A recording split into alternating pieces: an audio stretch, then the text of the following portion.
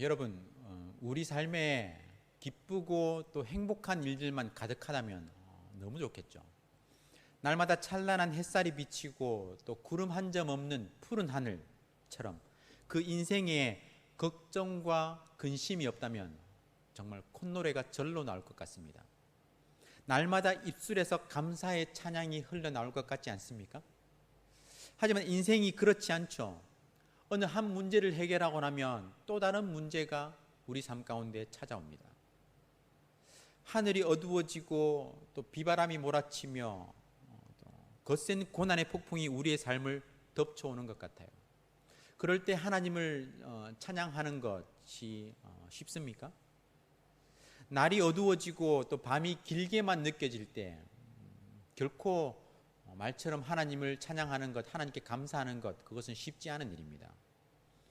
좋은 일들이 가득할 때는 감사의 찬양이 흘러나오지만 시련과 고통 속에서는 그렇게 하기가 참 쉽지 않습니다. 하지만 오늘 본문에서 야고보 사도는 우리에게 그렇게 하라고 권면하고 있습니다.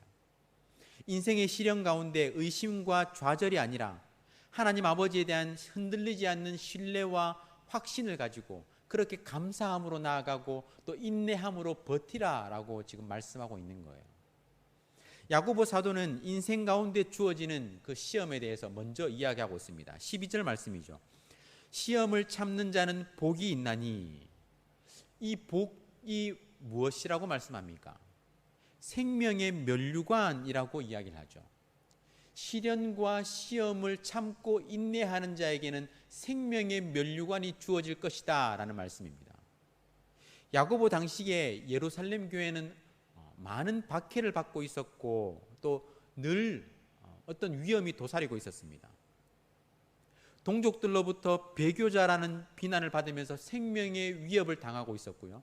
또 로마 황제 숭배라는 그 배교의 위험 가운데 하루하루의 삶이 힘든 삶이고 또 어려운 삶, 위험을 경험하는 삶이었습니다.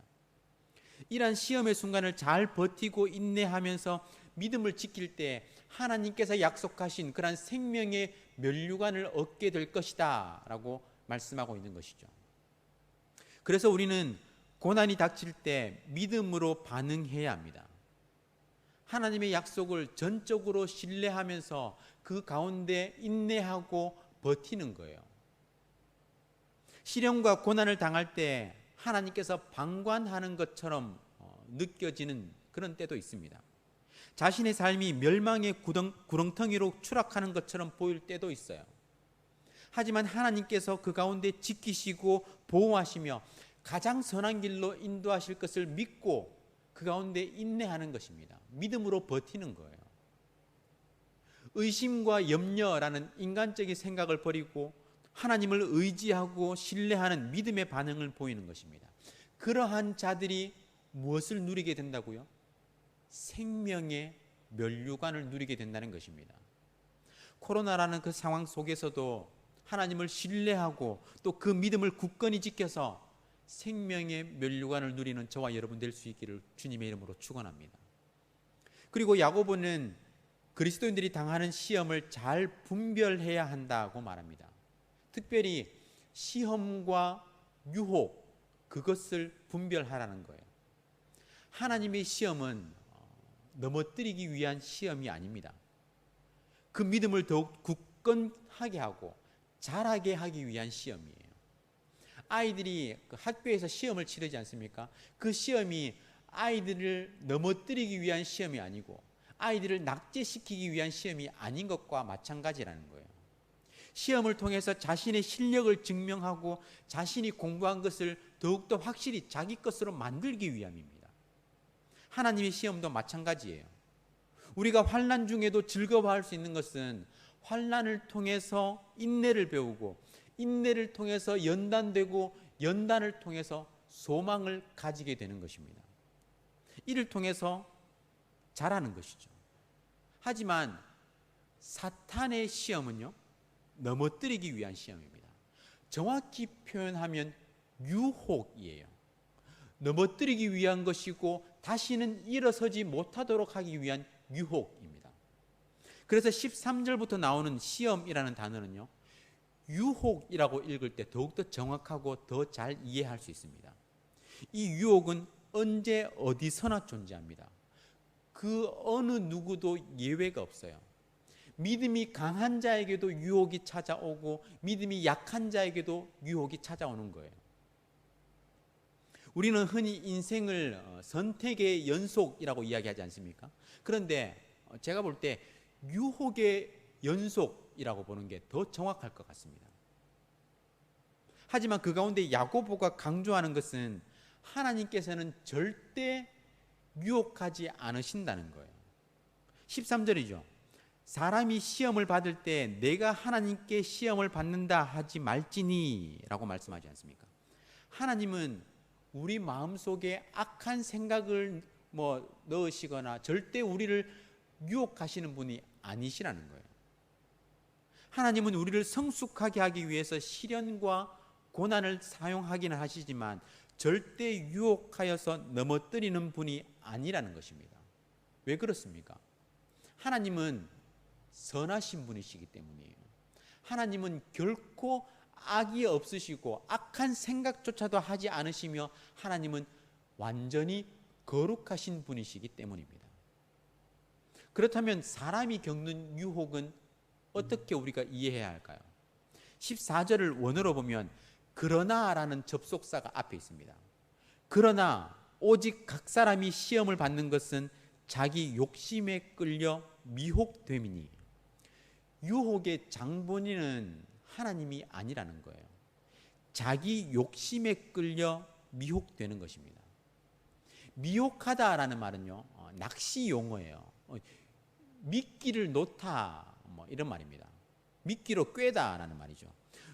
우리 삶에 누군가가 미끼를 놓는다는 거예요. 그것 자체, 그 상황 자체는 죄가 아니죠. 문제는 우리 마음속에, 우리 마음속 깊은 곳에서 그 미끼를 물려고 하는 욕망, 욕심이 생긴다는 것입니다. 사탄이 미끼를 놓고 우리의 욕심이 그 미끼를 덥석 무는 것이죠. 결국 하나님이 유혹하시는 것이 아니라 우리 안에 죄된 본성이 그 유혹에 넘어가는 거예요. 유혹의 미끼와 우리 내면의 욕망이 만나서 그것이 적극적인 죄로 나타나는 것입니다. 사탄이 우리의 삶 가운데 유혹의 미끼를 놓고 우리의 마음 가운데, 마음 깊은 곳에서 그 유혹의 미끼를 물고자 하는 욕망이, 욕심이 그것을 덥석 삼킬 때 그것이 적극적인 죄로 나타난다는 거예요. 그래서 결국 15절의 말씀이죠. 욕심이 잉태한 즉 죄를 낳고 죄가 장성한 즉 사망을 낳느니라. 잉태하다라는 말은 어머니가 아이를 뱃속에 품는 거예요. 마찬가지로 우리 내면의 욕망이 유혹의 미끼를 품는 것입니다. 삼키는 거예요. 이렇게 될 때 죄를 낳게 된다는 것이죠. 그 죄가 장성하여 사망에 이르게 되는 것입니다. 우리는 다윗을 통해서 이 일이 어떻게 실제 우리 삶에서 일어나는지 그것을 명확하게 볼 수 있습니다. 다윗은 그의 군대가 전쟁에 나갈 때 다윗은 혼자 예루살렘 궁전에 남아 있었죠. 궁전 지붕을 거닐면서 주위를 살펴보던 중에 왕의 눈에 목욕을 하던 여인의 모습이 들어왔습니다.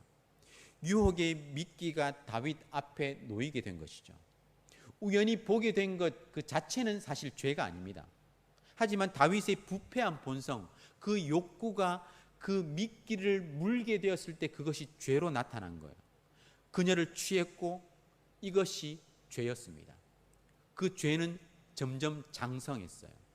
그릇된 욕구는 간음으로 그치지 않고 거짓과 살인이라는 끔찍한 죄로 이어졌던 것이죠. 결국은 영적인 사망에 이르게 되는 것입니다. 다윗과 같이 하나님의 마음에 합한 사람도 죄의 유혹에 넘어졌어요. 어느 누구도 그 가운데, 유혹 가운데 예외가 될 수 있는 사람은 없다는 것입니다. 하지만 물리칠 수 없는 유혹도 없습니다. 우리는 하나님의 말씀으로 그 모든 유혹을 물리쳐야 하는 거예요. 유혹이 우리 삶 가운데 놓여진다 할지라도 우리는 하나님의 말씀으로 무장해서 우리의 내면의 그 욕심을 억누르고 자제해서 그 유혹의 미끼를 물지 않도록 해야 하는 것이죠. 그것이 바로 성화의 삶을 살아가는 그리스도인의 삶의 모습이라는 것입니다. 야고보는 그런 유혹 가운데 절대 속지 말라고 말하죠. 그러한 유혹은 절대 하나님께서 주시는 유혹이 아니다. 우리 하나님은 온갖 좋은 은사와 온갖 좋은 선물, 온전한 선물을 너에게 주시는 분이시다. 모든 선하고 완전한 것은 하나님으로부터 온다. 그러니까 절대 하나님을 의심하지 말고 그 유혹 가운데 넘어지지 마라 라고 말을 하고 있는 것입니다. 야고보 사도의 외침이에요. 사랑하는 성도 여러분, 하나님은 모든 좋은 은사와 온전한 선물을 우리에게 주시는 분이십니다. 그분의 말씀을 통해서 우리는 그 어떤 유혹이 우리 가운데 다가온다 할지라도 그 유혹을 물리칠 수 있습니다.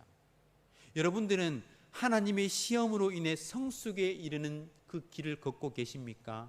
아니면 사탄의 그 유혹을 통해 사망에 이르는, 죄에 이르는 길을 걷고 계십니까? 미끼를 덥석 문다면 여러분들은 죄에 이르는 길, 사망에 이르는 길을 걷고 있는 것입니다. 하지만 욕심을 억누르고 유혹을 물리칠 때 영생에 이르는 길, 생명에 이르는 길을 걷게 되는 것입니다. 여러분은 어떤 길을 걷고 계십니까? 어떠한 유혹이 우리 가운데 다가온다 할지라도 하나님의 말씀에 집중하면 그 모든 유혹을 물리칠 수 있습니다.